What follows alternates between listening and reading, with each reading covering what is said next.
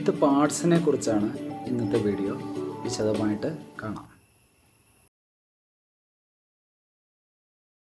Lathe ബെഡാണ് ലെയ്ത്തിൻ്റെ വലിയൊരു മെഷീൻ്റെ ഫൗണ്ടേഷനായിട്ട് act ചെയ്യുന്ന പാർട്ടാണ് ലെയ്ത്ത് ബെഡ്. എല്ലാ കട്ടിംഗ് ലോഡുകളും ലെയ്ത്ത് ബെഡിലേക്കാണ് വരുന്നത്. ലെയ്ത്ത് ബെഡിൽ ബെഡ് വേസ് ഉണ്ട്, ബെഡ് വേസ്. അപ്പോൾ അതൊരു സ്ട്രോങ് ആയിട്ട് നിൽക്കേണ്ട, നല്ല കംപ്രസീവ് സ്ട്രെങ്ത്ത് വേണ്ട ഒരു പാർട്ടാണ് lathe bed. Grey cast iron കൊണ്ടാണ് ലെയ്ത്ത് ബെഡ് നിർമ്മിച്ചിട്ടുള്ളത്. ലെയ്ത്ത് ബെഡിൽ മുകളിലായിട്ട് ഗൈഡ് വേസ് ഉണ്ട്. ഗൈഡ് വേസ് എന്ന് പറഞ്ഞാൽ ടെയിൽ സ്റ്റോക്കിനെ അങ്ങോട്ടും ഇങ്ങോട്ടും നീക്കി ക്ലാമ്പ് ചെയ്യാൻ വേണ്ടിയിട്ട് ഈ രണ്ട് ഗൈഡ് വേസ് ഉണ്ട്. ഒന്ന് ഇൻവെർട്ടഡ് വി ബെഡ് വേ, ഒന്ന് ഫ്ലാറ്റ് ബെഡ് വേ.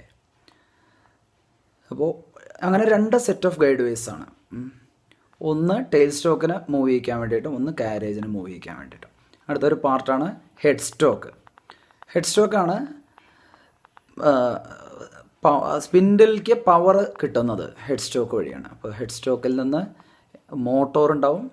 മോട്ടോറിൽ നിന്ന് ട്രാൻസ്മിഷൻ വഴി ബെൽറ്റോ ഗിയേഴ്സോ വഴി സ്പിൻഡിലേക്ക് മോഷൻ കിട്ടുന്നു, കറക്കം കിട്ടുന്നു. പിന്നെ നമ്മുടെ ലെയ്ത്തിൻ്റെ സ്പിൻഡിൽ ഹോളോ ആണ്, അതായത് ഉള്ളു പൊള്ളയാണ്. വണ്ണം കുറഞ്ഞ നീളമുള്ള വർക്ക് പീസൊക്കെ ഇടത്തോട്ട് ഇങ്ങോട്ട് ഹാങ് ചെയ്തിട്ട് ഫിറ്റ് ചെയ്യാൻ പറ്റും. അതിനാണ് ഹോളോ ആയിട്ട് സ്പിൻഡിൽ നിർമ്മിച്ചിട്ടുള്ളത്. അപ്പോൾ പവർ ട്രാൻസ്മിഷൻ ബെൽറ്റ് ഉണ്ട്, പവർ സോഴ്സായിട്ട് മോട്ടോർ, പിന്നെ ഒരുപാട് ഗിയേഴ്സ് ഉണ്ട്, different speeds depending upon the hardness of the workpiece, diameter of the workpiece. അടുത്തത് ഇത് back geared headstock. Back geared headstock എന്ന് പറയുമ്പോൾ അതായത് ഡിഫറെൻറ്റ് സ്പീഡ്സ്, പ്രത്യേകിച്ചും ത്രെഡ് കട്ടിങ് നേളിംഗ് ഒക്കെ ചെയ്യുമ്പോൾ ലോ സ്പീഡാണ് നമുക്ക് വേണ്ടത്. അപ്പോൾ ആ സമയത്ത് നമുക്ക് ഉപകരിക്കുന്ന ഒരു സംവിധാനമാണ് ബാക്ക് ഗിയർ അറേഞ്ച്മെൻറ്റ്. അപ്പോൾ ഇതിൽ സ്പിൻഡിൽ സ്പീഡ് റെഡ്യൂസറായിട്ട് നമുക്ക് കിട്ടുന്നു. അപ്പോൾ നോർമൽ ബാക്ക് ഗിയർ എൻഗേജ് ചെയ്യാത്ത കണ്ടീഷനിൽ, അതായത് ഇവിടെ 4 ഗിയറുകളുണ്ട്, P1, B1, B2, G1 എന്ന ബുൾ ഗിയർ, അങ്ങനെ 4 ഗിയറുകളാണുള്ളത്. അപ്പോൾ അതിൽ ബാക്കിലുള്ളതിനെ ബാക്ക് ഗിയേഴ്സ് എന്ന് പറയുന്നു.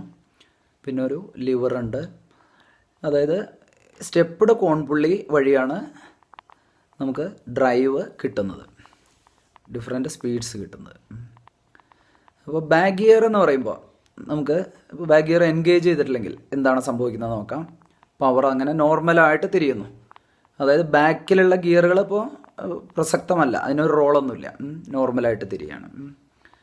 Spindle rotates at normal speed. Now let us see what will happen if the back gears are engaged. ഇപ്പോൾ ദാ P1-ൽ നിന്ന് B1-ലേക്ക്, B1-ൽ നിന്ന് B2-ലേക്ക്, B2-ൽ നിന്ന് G1-ലേക്ക്, അങ്ങനെയാണ് കറക്കം കിട്ടുന്നത്. അപ്പോൾ ഒരു റെഡ്യൂസ്ഡ് സ്പീഡാണ് നമുക്ക് കിട്ടുന്നത്.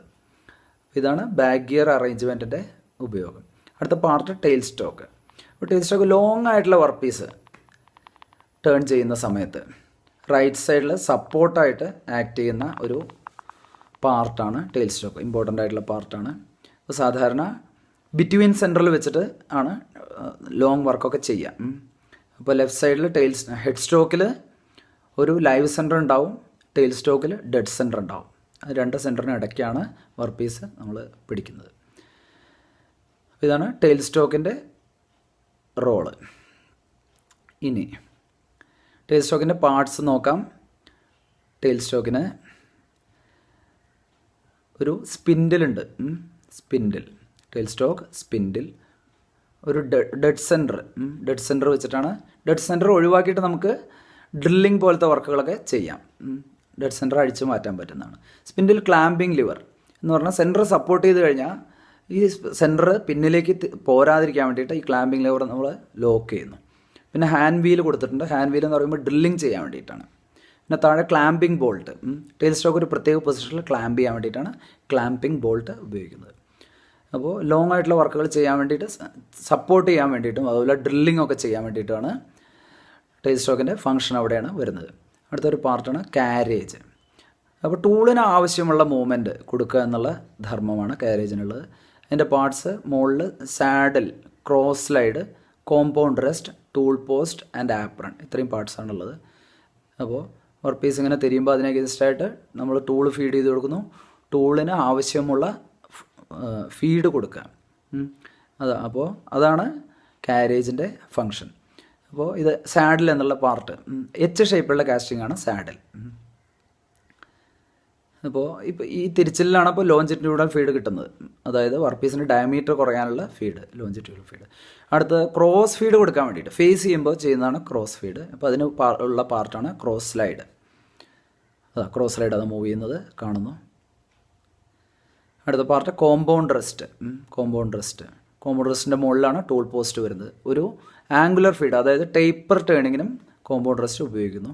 ടേപ്പർ ടേണിങ് എന്താണെന്നുള്ള അടുത്ത ഒരു വീഡിയോയിൽ മനസ്സിലാവും. ടൂൾ പോസ്റ്റ് കോമ്പൗണ്ട് റെസ്റ്റിൻ്റെ മുകളിലാണ് വരുന്നത്.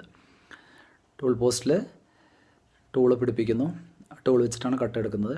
ഇനി അടുത്തൊരു പാർട്ടാണ് ആപ്രൺ. അപ്പോൾ ഇതിൽ കുറേ ഗിയേഴ്സ് ഉണ്ട്, ലിവേഴ്സ് ഉണ്ട്, ത്രെഡ് കട്ടിങ്ങിനൊക്കെ ആവശ്യം വരുന്ന ഒരു പാർട്ടാണ് ആപ്രൺ. കൂടുതൽ കാര്യങ്ങൾ അടുത്ത ഒരു വീഡിയോയിൽ കാണാം.